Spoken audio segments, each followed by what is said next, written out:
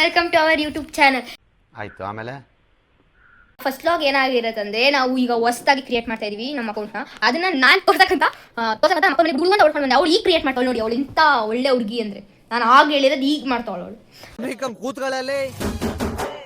ಮತ್ತೆ ಇನ್ನೊಂದು ವಿಷಯ, ನಮ್ಮ ಅಕ್ಕ ನನಗೆ ಗೋಬಿ ಮಾಡಿ ಇಟ್ಟಿರ್ತಾಳಂತ ಅಲ್ಲಿಂದ ಎದ್ನೋ ಅಂತ ಓಡ್ಕೊಂಡು ಬಂದ್ರೆ, ಈಗ ಈ ಹುಡುಗಿ ನೈಟಿ ಹುಡುಗಿ ನೋಡಿ, ನೈಟಿ ಹಾಕೊಂಡು ನಿಂತವಳೆ. ನೈಟಿ ಹುಡುಗಿ ಈಗ ಮಾಡ್ತಾಳೆ, ಅದು ನಾನು ಬಂದ್ರೇನೆ ಮಾಡೋದಂತ ಡೈಲಾಗ್ ಬೇರೆ ಹೊಡಿತಾಳೆ, ಯಾರಿಗೂ ಇಲ್ಲದೆ ಇರೋದು. ಗೈಸ್ ಇಲ್ಲ ಗೈಸ್, ನಮ್ಮ ಅತ್ತೆ ಮಗಳಿಲ್ಲ ಅಂದ್ರೆ ಬೇಜಾರಾಗಲ್ವ ಹೇಳಿ ಗೈಸ್. ನೋ ಕಾಮೆಂಟ್ಸ್ ಗೈಸ್, ನಾನು 9th ಸ್ಟ್ಯಾಂಡರ್ಡ್, ಇವಳು ಡಿಗ್ರಿ ಮುಗಿಸೋಳು ನೋಡಿ ಹೆಂಗೋಳೆ. ಗೈಸ್ ಹ್ಯಾಂಗಲ್ ಇವಳು ನೋಡಿ ಕ್ರಿಯೇಟ್ ಮಾಡಿ ಅಂದ್ರೆ ಅವಳ ಪಾಡು ಆಯ್ತಾ. ಸೀಬು ನೋಡಿ ಗೈಸ್, ಅಂಡ್ ನೋಡಿ ಇದೇ ನಮ್ಮ ಫಸ್ಟ್ ವ್ಲಾಗ್ ಸ್ಟಾರ್ಟ್ ಮಾಡ್ತಾ ಇದ್ದೀವಿ. ಅಂಡ್ ಯಾವಾಗಲೂ ಸಪೋರ್ಟ್ ಮಾಡಿ, ನಮಗೆ ಸಬ್ಸ್ಕ್ರೈಬ್ ಮಾಡಿ, ಲೈಕ್ ಮಾಡಿ, ಶೇರ್ ಮಾಡಿ, ಸಬ್ಸ್ಕ್ರೈಬ್ ಮಾಡಿ. ಕಮೆಂಟ್ ಅಂತೂ ಬ್ಯಾಡ್ ಆಗಿ ಮಾಡಕೋಬೇಡಿ ಪ್ಲೀಸ್.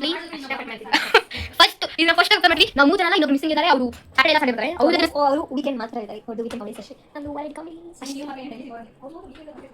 ನಾವು ಇವ್ರು ಅಂತ ಡೈಲಿ ಬರ್ತೀವಲ್ಲ.